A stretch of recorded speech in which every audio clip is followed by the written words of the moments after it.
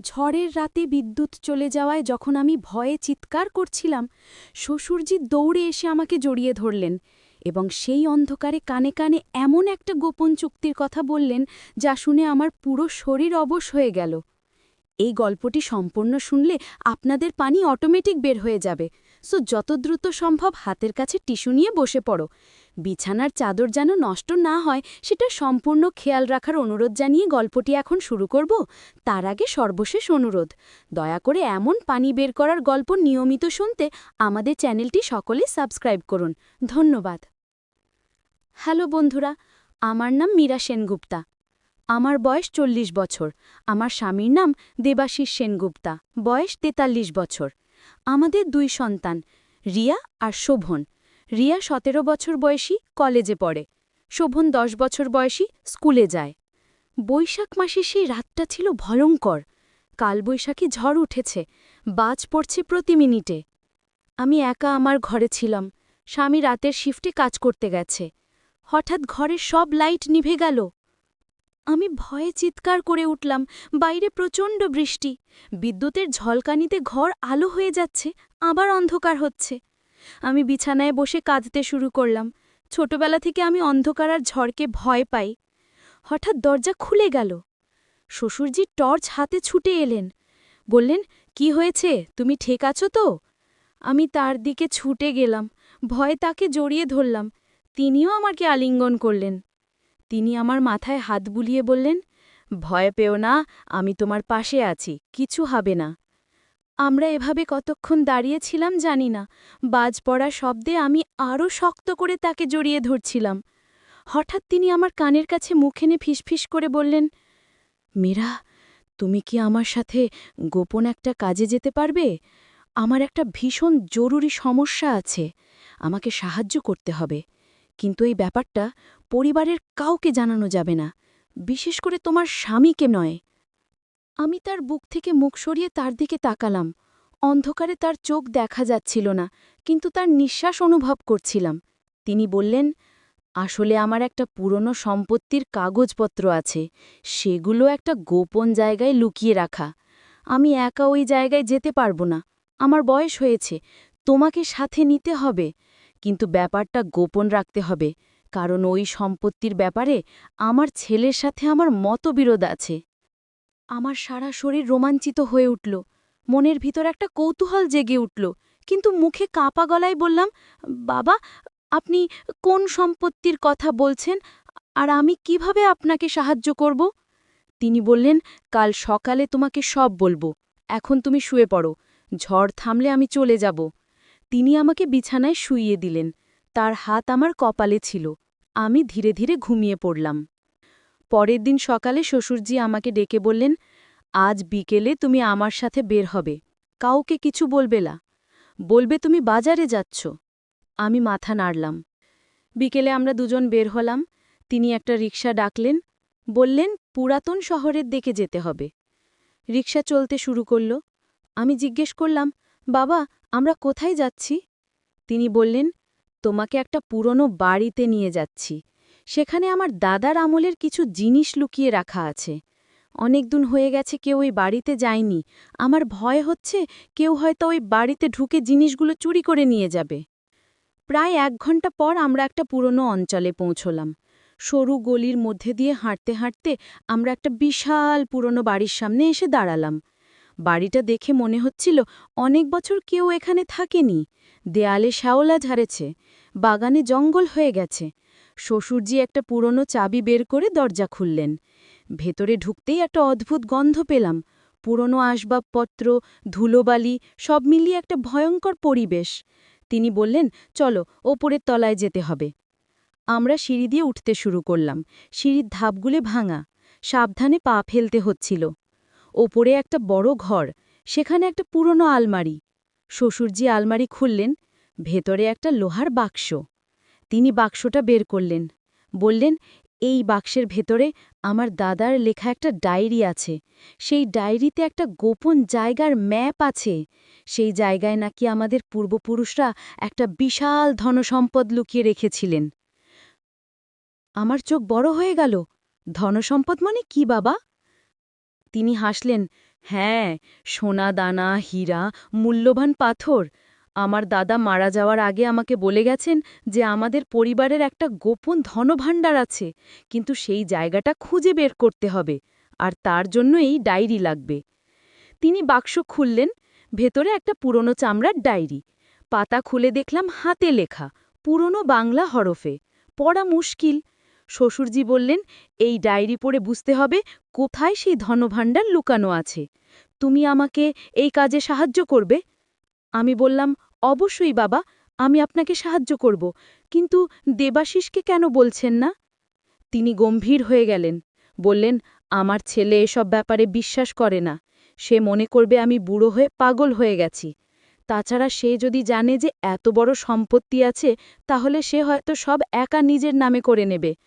আমি চাই এই ধনসম্পদ খুঁজে বের করে পরিবারের সবার মধ্যে সমানভাবে ভাগ করে দিতে।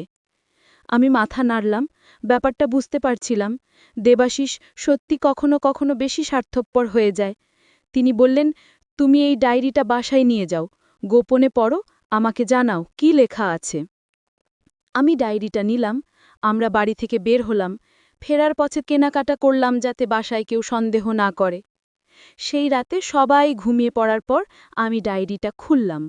প্রথম পাতায় লেখা, যে এই ডায়েরি পড়বে সে আমাদের পরিবারের গোপন ইতিহাস জানতে পারবে। আমাদের পূর্বপুরুষরা ছিলেন জমিদার। তারা ব্রিটিশদের হাত থেকে অনেক সম্পদ লুকিয়ে রেখেছিলেন। সেই সম্পদের খোঁজ এই ডায়েরিতে আছে। আমি পরের পাতা উল্টালাম। সেখানে একটা ম্যাপ আঁকা। ম্যাপে একটা নদী, একটা পাহাড়, একটা গুহা। নিচে লেখা, পূর্ণিমার রাতে যখন চাঁদের আলো গুহার মুখে পড়বে, তখন ভেতরে একটা গোপন দরজা দেখা যাবে। সেই দরজা খুললে ধনভাণ্ডার পাওয়া যাবে। আমার হৃৎস্পন্দন বেড়ে গেল। এ যেন কোনো সিনেমার গল্প, কিন্তু এটা বাস্তব। পরের দিন সকালে শ্বশুরজি আমাকে ডায়েরির কথা বললাম। তিনি খুব খুশি হলেন। বললেন, তাহলে আমাদের পরের পূর্ণিমার রাতে সেই জায়গায় যেতে হবে। পূর্ণিমার মাত্র 5 দিন পরে। আমি বললাম, কিন্তু বাবা, সেই জায়গা তো অনেক দূরে, আমরা কিভাবে যাব, আর পরিবারকে কি বলবো? তিনি বললেন, আমি একটা পরিকল্পনা করেছি। আমরা বলবো যে আমরা একটা ধর্মীয় জায়গায় যাচ্ছি, মানত করতে, 2 দিনের জন্য বাইরে থাকব। তুমি কি রাজি? আমি একটু চিন্তা করলাম, তারপর বললাম, ঠিক আছে বাবা, আমি রাজি। কিন্তু আমাদের সাবধানে যেতে হবে, কারণ ওই জায়গাটা যদি সত্যিই বিপজ্জনক হয়। তিনি বললেন, চিন্তা করো না, আমি সব ব্যবস্থা করব। পরের কয়েকদিন আমি ডায়েরিটা আরও মনোযোগ দিয়ে পড়লাম। সেখানে লেখা ছিল যে সেই গুহাটা আসলে একটা পুরনো মন্দিরের নিচে। অনেক বছর আগে একটা ভূমিকম্পে মন্দিরটা ধসে গিয়ে গুহা ঢেকে গেছে, কিন্তু একটা গোপন পথ আছে যার মাধ্যমে ভেতরে ঢোকা যায়। ডায়েরিতে আরও লেখা ছিল যে সেই ধনভাণ্ডার পাহারা দেবার জন্য কিছু ফাঁদ আছে। যে ব্যক্তি সেখানে যাবে তাকে খুব সাবধানে যেতে হবে। ফাঁদগুলো হলো, প্রথমে একটা সরু সুড়ঙ্গ যেখানে পাথর পড়তে পারে, দ্বিতীয়ত একটা গভীর খাদ যার উপর দিয়ে একটা সরু সেতু, তৃতীয়ত একটা গোপন তালা যার সমাধান ডায়েরিতে লেখা আছে। পূর্ণিমা 2 দিন আগে শ্বশুরজি পরিবারকে বললেন, আমি আর মীরা একটা মন্দিরে যাব, আমার একটা মানত করতে হবে, 2 দিন লাগবে। দেবাশিস প্রথমে আপত্তি করল, কিন্তু আমি বললাম, তোমার বাবার স্বাস্থ্য ভালো না, আমি তার সাথে থাকব, চিন্তা করো না। রিয়া আর শোভন বলল, আম্মু, আমরাও যাব। কিন্তু আমি বললাম, না, তোমরা স্কুল মিস করতে পারবে না, আমরা শিগগিরই ফিরে আসব। শ্বশুরজি বললেন, এই হলো আমার গুরু। ইনি একজন তান্ত্রিক। আমি তার কাছে শিখেছি। আমি অবাক। বললাম, তান্ত্রিক? বৃদ্ধ লোক হাসলেন, বললেন, হ্যাঁ, আমি তন্ত্রসাধক। জগদীশ আমার শিষ্য। সে অনেক বছর আমার কাছে শিখেছে। এখন সে একটা বিশেষ কাজ করতে চায়। আমি শ্বশুরজির দিকে তাকালাম। বললাম, কি কাজ? শ্বশুরজি বললেন, মালবিকা, আমি তোমাকে সত্যি বলি, আমার কোনো হার্টের সমস্যা নেই। ডাক্তার কিছু বলেনি। এটা সব আমার পরিকল্পনা। আমি পিছনে সরে গেলাম। বললাম, মানে? আপনি মিথ্যে বলেছেন? তিনি বললেন, হ্যাঁ, কারণ আমার একটা বড় লক্ষ্য আছে। আমার গুরু আমাকে বলেছেন, এই বাড়িতে একটা গুপ্তধন লুকানো আছে, কিন্তু সেটা বের করতে হলে একটা বিশেষ পূজা করতে হবে, আর সেই পূজায় তোমার মতো একজন শুদ্ধ নারীর প্রয়োজন। আমি হাসতে লাগলাম। বললাম, গুপ্তধন? পূজা? আপনি আমাকে নিয়ে মজা করছেন? বৃদ্ধ লোক বললেন, না, এটা সত্যি। এই বাড়িতে ১০০ বছর আগে একজন জমিদার থাকতেন। তিনি তার সম্পদ মাটির নিচে লুকিয়ে রেখেছিলেন, কিন্তু সেটা বের করতে হলে একটা মন্ত্র পড়তে হবে, আর সেই মন্ত্র পড়তে হবে পূর্ণিমার রাতে। আজ পূর্ণিমা। আমি বললাম, আমি এসব বিশ্বাস করি না, আমাকে বাড়ি নিয়ে চলুন। শ্বশুরজি আমার হাত ধরলেন, বললেন, প্লিজ মালবিকা, শুধু একবার চেষ্টা করে দেখো। যদি কিছু না হয় আমি আর কখনো তোমাকে বিরক্ত করব না, কিন্তু যদি সত্যি গুপ্তধন পাই সব তোমাকে দেব। আমি ভাবলাম, এটা একটা পাগলামি, কিন্তু শ্বশুরজি এত অনুরোধ করছেন, একবার চেষ্টা করে দেখতে দোষ কি? আমি বললাম, ঠিক আছে, কিন্তু এটাই শেষবার। বৃদ্ধ লোক খুশি হলেন, বললেন, চলুন, বাগানে যেতে হবে। আমরা বাগানে গেলাম। সেখানে একটা পুরনো গাছের নিচে একটা বৃত্ত আঁকা ছিল। বৃদ্ধ লোক বললেন, এই বৃত্তের মধ্যে দাঁড়াতে হবে, তারপর আমি মন্ত্র পড়ব, তোমাকে চুপ থাকতে হবে। আমি বৃত্তের মধ্যে দাঁড়ালাম। বৃদ্ধ লোক মন্ত্র পড়তে শুরু করলেন। শ্বশুরজিও সাথে মন্ত্র পড়ছিলেন। আমি দাঁড়িয়ে রইলাম। হঠাৎ মাটি কাঁপতে শুরু করল। আমি ভয় পেয়ে গেলাম। বৃত্তের মধ্যে থেকে একটা ধোঁয়া বেরোল। তারপর মাটি ফেটে একটা সিন্দুক বের হল। আমি চোখ বিশ্বাস করতে পারছিলাম না। সত্যিই একটা সিন্দুক। বৃদ্ধ লোক সিন্দুকটা তুলে নিলেন, খুললেন। ভেতরে সোনার অলঙ্কার, মণিমুক্তা, পুরনো মুদ্রা। শ্বশুরজি খুশিতে আমাকে জড়িয়ে ধরলেন, বললেন, আমরা পেয়ে গেছি, আমরা ধনী হয়ে গেছি। কিন্তু বৃদ্ধ লোক গম্ভীর হয়ে বললেন, এখনও শেষ হয়নি, এই সম্পদের একটা অভিশাপ আছে, যেইটা বের করবে তাকে একটা মূল্য দিতে হবে। আমি বললাম, কি মূল্য? বৃদ্ধ লোক বললেন, যে নারী এই পূজায় অংশ নিয়েছে তাকে ৭ দিন এই বাড়িতে থাকতে হবে। প্রতিদিন সন্ধ্যায় সেই গাছের নিচে ধ্যান করবে, না হলে এই সম্পদ আবার মাটির নিচে চলে যাবে। শ্বশুরজি বললেন, মালবিকা, তুমি রাজি আছো তো? আমি বললাম, কিন্তু আমার বাড়িতে সবে চিন্তা করবে, আমি হঠাৎ ৭ দিন গায়েব হয়ে গেলাম। শ্বশুরজি বললেন, আমি দেবব্রতকে বলবো তুমি তোমার বোনের বাড়ি গেছ, সে অসুস্থ। আমি ভাবলাম, এটা খুব অদ্ভুত, কিন্তু যা হয়েছে সেটা আরও অদ্ভুত। একটা সিন্দুক সত্যি মাটি থেকে বের হয়েছে, তাহলে বাকিটাও সত্যি হতে পারে। আমি বললাম, ঠিক আছে, আমি থাকব। বৃদ্ধ লোক খুশি হলেন, বললেন, ভালো, তোমার জন্য একটা রুম প্রস্তুত আছে, সেখানে তুমি থাকবে, খাবার আমি দেব, কিন্তু মনে রেখো ৭ দিন তুমি এই বাড়ি থেকে বের হতে পারবে না। শ্বশুরজি চলে গেলেন, আমি একা রয়ে গেলাম। বৃদ্ধলোক আমাকে একটা রুমে নিয়ে গেলেন। রুমটা পুরনো, কিন্তু পরিষ্কার। একটা খাট, একটা টেবিল, একটা চেয়ার। প্রথম দিন কাটল। সন্ধ্যায় আমি গাছের নিচে বসে ধ্যান করলাম। কিছু অদ্ভুত অনুভূতি হল। মনে হলো কেউ আমার চারপাশে ঘুরছে, কিন্তু চোখ খুলে দেখলাম কেউ নেই। দ্বিতীয় দিন আমি জানালা দিয়ে বাইরে তাকিয়েছিলাম। হঠাৎ দেখলাম একটা ছায়া, একজন মহিলার ছায়া। তিনি সাদা শাড়ি পরে আছেন, হাঁটছেন বাগানে। আমি চমকে উঠলাম, কিন্তু পরক্ষণেই ছায়াটা অদৃশ্য হয়ে গেল। আমি বৃদ্ধলোককে বললাম, এখানে আর কেউ থাকে? তিনি বললেন, না, শুধু আমি। কেন? আমি বললাম, আমি একটা মহিলা দেখলাম বাগানে। বৃদ্ধলোক গম্ভীর হলেন, বললেন, সেটা জমিদারের স্ত্রী, তিনি মারা গেছেন অনেক আগে, কিন্তু তার আত্মাই বাড়িতে রয়ে গেছে, তিনি সম্পদ পাহারা দেন। আমার গা শিউরে উঠল। বললাম, আত্মা? আপনি মজা করছেন? তিনি বললেন, না, এটা সত্যি। তবে ভয় পেও না, তিনি ক্ষতি করেন না, শুধু দেখেন কে এখানে আসে। তৃতীয় দিন রাতে আমি ঘুমোচ্ছিলাম, হঠাৎ একটা আওয়াজ শুনে জেগে উঠলাম। কেউ আমার নাম ডাকছে, মালবিকা, মালবিকা। আমি উঠে বসলাম, চারদিকে তাকালাম, কেউ নেই, কিন্তু আওয়াজ আসছে। আমি বিছানা থেকে নেমে দরজার কাছে গেলাম, দরজা খুললাম, বাইরে অন্ধকার। হঠাৎ দেখলাম সেই সাদা শাড়ির মহিলা। তিনি দাঁড়িয়ে আছেন, তিনি আমার দিকে তাকিয়ে আছেন, তার মুখ দেখা যাচ্ছে না, কিন্তু তিনি ইশারা করছেন আমাকে অনুসরণ করতে। আমি ভয়ে কাঁপছিলাম, কিন্তু কেন জানি না আমি তাকে অনুসরণ করতে লাগলাম। তিনি বাগানে গেলেন, সেই গাছের কাছে, তারপর মাটিতে একটা জায়গা দেখালেন। আমি সেখানে তাকালাম, মাটিতে কিছু লেখা আছে, পুরনো বাংলায়। আমি পড়ার চেষ্টা করলাম। লেখা আছে, যেই সম্পদ নেবে সে যেন জমিদারের আত্মার শান্তির জন্য একটা মন্দির বানায়। আমি বুঝলাম, জমিদার চান তার স্মৃতির জন্য একটা মন্দির বানানো হোক। আমি মহিলার দিকে তাকালাম, তিনি মাথা নাড়লেন, তারপর অদৃশ্য হয়ে গেলেন। পরদিন সকালে আমি বৃদ্ধ লোককে সব বললাম। তিনি বললেন, এটা একটা ভালো লক্ষণ, জমিদারের আত্মা তোমার উপর সন্তুষ্ট, তুমি শুদ্ধ হৃদয়ের মানুষ, তাই তিনি তোমার সাথে যোগাযোগ করেছেন। চতুর্থ দিন আমি ধ্যান করছিলাম, হঠাৎ মনে হলো আমি অন্য জায়গায় আছি। আমি একটা পুরনো সময় গেছি। দেখলাম জমিদার তার স্ত্রীর সাথে বাগানে হাঁটছেন। তারা খুব সুখী। কিন্তু তারপর একটা যুদ্ধ হল। শত্রুরা এসে জমিদারকে মেরে ফেলল। তার স্ত্রী কাঁদছেন। তিনি সম্পদ মাটির নিচে লুকিয়ে রাখলেন। তারপর একটা অভিশাপ দিলেন, যে এই সম্পদ নেবে, সে যদি আমার স্বামীর আত্মার শান্তির জন্য কিছু না করে, তাহলে তার জীবন শেষ হয়ে যাবে। আমি ধ্যান থেকে বেরিয়ে এলাম। আমার সারা শরীর ঘামে ভিজে গেছে। আমি বুঝলাম এটা একটা সত্যি ঘটনা। জমিদারের স্ত্রী চান তার স্বামীর আত্মার শান্তি। পঞ্চম দিন আমি শ্বশুরজিকে ফোন করলাম। বললাম, বাবা, আমাকে একটা প্রতিশ্রুতি দিতে হবে। এই সম্পদ দিয়ে আমরা একটা মন্দির বানাবো, জমিদারের স্মৃতিতে। শ্বশুরজি বললেন, মন্দির কেন? আমি বললাম, এটা জমিদারের আত্মার ইচ্ছা। আমি তার স্ত্রীর আত্মা দেখেছি, তিনি এটা চান। শ্বশুরজি চুপ রইলেন। তারপর বললেন, ঠিক আছে, আমরা মন্দির বানাব। ষষ্ঠ দিন আমি আবার সেই মহিলাকে দেখলাম। এবার তিনি হাসছেন। তিনি আমার মাথায় হাত রাখলেন। একটা উষ্ণতা অনুভব করলাম। তিনি ফিসফিস করে বললেন, ধন্যবাদ। তারপর তিনি অদৃশ্য হয়ে গেলেন। আমি বুঝলাম তিনি শান্তি পেয়েছেন। সপ্তম দিন আমার শেষ দিন। সন্ধ্যায় আমি শেষবারের মতো ধ্যান করলাম। এবার কোনো অদ্ভুত অনুভূতি হল না। সব শান্ত। আমি বুঝলাম সব শেষ হয়েছে।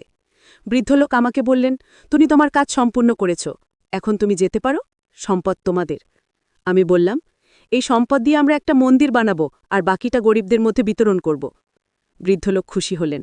বললেন, তুমি সত্যি একজন মহৎ মানুষ। শ্বশুরজি এসে আমাকে নিয়ে গেলেন। বাড়ি ফিরে দেবব্রত আমাকে জড়িয়ে ধরল।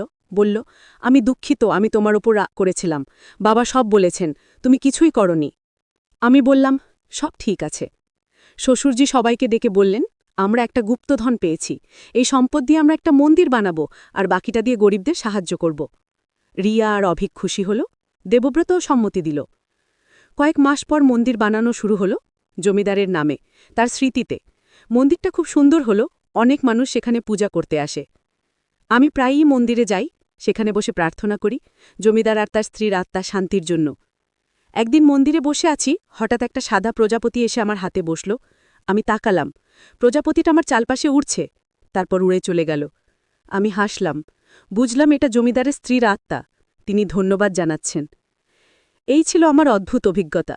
কখনো ভাবিনি এমন কিছু হবে, কিন্তু হয়েছে। আর এই অভিজ্ঞতা আমাকে শিখিয়েছে যে জীবনে অনেক কিছু আছে যা আমরা বুঝি না, আমাদের চোখে দেখি না, কিন্তু তার মানে এই নয় যে সেগুলো নেই। শ্বশুরজি এখন বিয়ের কথা বলেন না, তিনি বুঝেছেন সেটা ভুল ছিল। তিনি এখন মন্দিরের দেখাশোনা করেন আর গরিবদের সাহায্য করেন। দেবব্রত আর আমার সম্পর্ক আরও ভালো হয়েছে। সে এখন আমাকে বিশ্বাস করে, আমার উপর আস্থা রাখে। রিয়া আর অভিক ভালো আছে, তারা পড়াশুনো করছে, তাদের স্বপ্ন পূরণ করতে চেষ্টা করছে। আমি এখন শান্তিতে আছি, আমার জীবন স্বাভাবিক হয়ে গেছে। কিন্তু সেই 7 দিনের অভিজ্ঞতা আমি কখনো ভুলব না। সেটা আমার জীবনের সবচেয়ে অদ্ভুত আর রোমাঞ্চকর সময় ছিল। আর হ্যাঁ, যে পানির কথা শুরুতে বলেছিলাম, সেটা আসলে আমার চোখের জল ছিল। সেই মিষ্টি দিনে 7 দিনে আমি অনেক কেঁদেছি, ভয়ে, অবাকে, আবেগে। আর যখন জমিদারের স্ত্রীর আত্মা শান্তি পেল, তখনও আমার চোখে জল এসেছিল, খুশির জল। তো বন্ধুরা, এই ছিল আমার গল্প। আশা করি তোমাদের ভালো লেগেছে। টিস্যু লাগলো তো চোখ মুছতে? আর হ্যাঁ, বিছানার চাদর তো নষ্ট হয়নি তো, কারণ এটা তো রহস্য আর অ্যাডভেঞ্চারের গল্প ছিল, অন্য কিছু নয়।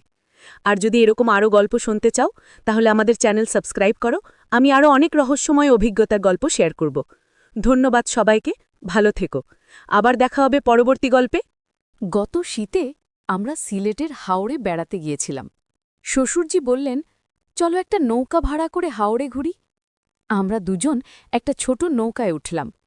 মাঝি বলেছিল 1 ঘণ্টায় ফিরে আসবে। হাওরের মাঝখানে যখন পৌঁছলাম, হঠাৎ নৌকার তলায় পানি ঢুকতে শুরু করল। নৌকায় ফুটো হয়ে গেছে। শ্বশুরজি চিৎকার করে মাঝিকে ডাকলেন, কিন্তু সে অনেক দূরে চলে গেছে। আমরা দ্রুত নৌকা টেনে একটা ছোট দ্বীপের কাছে নিয়ে গেলাম। দ্বীপে উঠে দেখি জনমানবহীন, শুধু কিছু গাছপালা আর বালি। সূর্য ডুবতে শুরু করেছে, চারপাশে কুয়াশা নামছে। শ্বশুরজি বললেন, তোমার কাপড় ভিজে গেছে, ঠান্ডা লাগবে। তিনি তার জ্যাকেট খুলে আমাকে পরিয়ে দিলেন। আমরা একটা গাছের নিচে বসলাম। তিনি আমাকে তার কাছে টেনে নিলেন, বললেন, ঠান্ডা লাগছে, একটু কাছে এসো। আমরা এভাবেই বসে রইলাম। সূর্যের শেষ আলো হাওরের পানিতে পড়ছিল। হঠাৎ তিনি আমার চুলে হাত বুলিয়ে বললেন, জানো মীরা, এই মুহূর্তে আমার মনে হচ্ছে আমরা সেই গুহার অ্যাডভেঞ্চারের কথা। তুমি সত্যিই খুব সাহসী। আমার গর্ব হয় তোমাকে নিয়ে। আমি অবাক হয়ে তার দিকে তাকালাম। তিনি হাসলেন, বললেন, তুমি জানো, সেই দিন যখন আমরা বিপদে পড়েছিলাম আমি ভয় পেয়েছিলাম যে তোমার কিছু হয়ে যেতে পারে, কিন্তু তুমি অসাধারণ সাহস দেখিয়েছিলে। আমার পুত্রবধূ হিসেবে নয়, একজন বন্ধু হিসেবে আমি তোমাকে খুব সম্মান করি। আমার চোখে পানি এসে গেল। বললাম, বাবা, আপনি আমাকে বিশ্বাস করেছিলেন বলেই আমি সাহস পেয়েছিলাম। হঠাৎ আমরা দূরে একটা নৌকা দেখতে পেলাম। শ্বশুরজি উঠে দাঁড়িয়ে চিৎকার করতে শুরু করলেন, এই এদিকে, সাহায্য! নৌকাটা আমাদের দিকে আসতে শুরু করল। কাছে এসে দেখি সেই মাঝি। সে বলল, আমি আপনাদের খুঁজছিলাম, নৌকায় ফুটো হয়ে গেছে দেখে আমি চিন্তিত হয়েছিলাম। আমরা তার নৌকায় উঠলাম। ফিরে যাওয়ার পথে শ্বশুরজি আমাকে বললেন, আজকের এই অভিজ্ঞতাও আমাদের শিখিয়ে দিল যে জীবনে যে কোনো সময়ে বিপদ আসতে পারে, কিন্তু সাহস আর বিশ্বাস থাকলে সব পরিস্থিতি সামলানো যায়। আমি মাথা নাড়লাম। সত্যি, এই দুটো অ্যাডভেঞ্চার আমার জীবনের সবচেয়ে রোমাঞ্চকর অভিজ্ঞতা, আর এর মাধ্যমে আমি শ্বশুরজির সাথে একটা বিশেষ বন্ধুত্বের সম্পর্ক তৈরি করতে পেরেছি। বাসায় ফিরে দেবাশিস জিজ্ঞেস করল, কি হয়েছিল? আমি হেসে বললাম, একটা ছোট দুর্ঘটনা, কিন্তু আমরা নিরাপদে ফিরে এসেছি। রিয়া আর শোভন দৌড়ে এসে আমাকে জড়িয়ে ধরল। রিয়া বলল, আম্মু, আমরা চিন্তিত হয়ে গিয়েছিলাম। আমি তাদের মাথায় হাত বুলিয়ে বললাম, চিন্তা করো না, আম্মু একদম ঠিক আছে। সেই রাতে খাবার টেবিলে বসে শ্বশুরজি বললেন, আমি আমার জীবনে অনেক অ্যাডভেঞ্চার করেছি, কিন্তু সাম্প্রতিক সময়ের এই দুটো অ্যাডভেঞ্চার ছিল সবচেয়ে বিশেষ, কারণ আমার পাশে মীরা ছিল। দেবাশিস অবাক হয়ে বলল, বাবা, আপনি কি বলছেন? কোন অ্যাডভেঞ্চার? শ্বশুরজি হাসলেন, একদিন তোমাকে সব বলবো, এখন না। আমি মনে মনে হাসলাম। জানতাম যে শ্বশুরজি সঠিক সময়ে সবাইকে সব বলবেন, কিন্তু আপাতত এটা আমাদের গোপন রহস্য। পরের কয়েক মাস স্বাভাবিকভাবে কেটে গেল, কিন্তু একদিন আবার একটা চমকপ্রদ ঘটনা ঘটল। শ্বশুরজি আমাকে ডেকে বললেন, মীরা, আমি একটা চিঠি পেয়েছি জাদুঘর থেকে।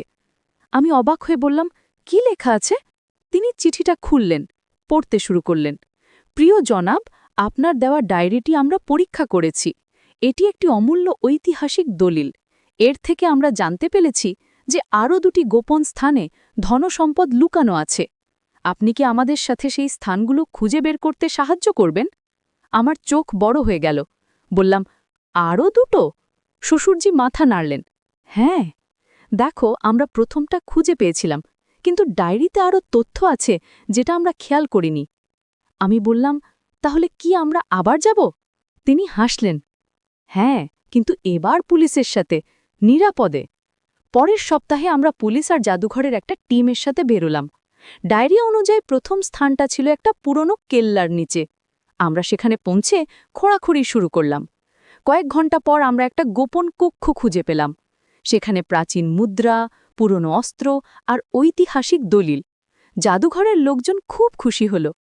দ্বিতীয় স্থানটা ছিল একটা পুরনো বৃক্ষের নিচে। ডায়েরিতে লেখা ছিল যে সেই বৃক্ষের বয়স ৩০০ বছরের বেশি। আমরা সেখানে পৌঁছে খুঁড়তে শুরু করলাম। অনেক গভীরে খোঁড়ার পর একটা পাথরের বাক্স পেলাম। বাক্সের ভেতরে প্রাচীন পাণ্ডুলিপি। পণ্ডিতেরা বললেন, এই পাণ্ডুলিপিগুলো অত্যন্ত মূল্যবান।